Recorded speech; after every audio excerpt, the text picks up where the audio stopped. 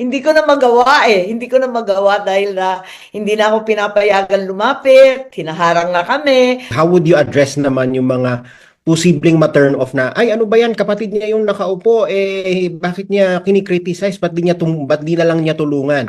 How would you address yung mga ganong sentimiento?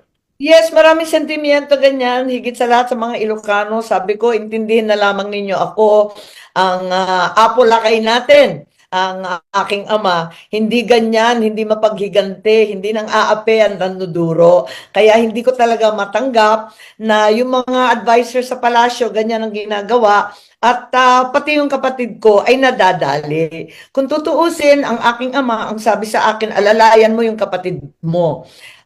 Buong buhay niya, buong buhay ko, yan ang paulit-ulit. Alalayan mo, bantayan mo yan.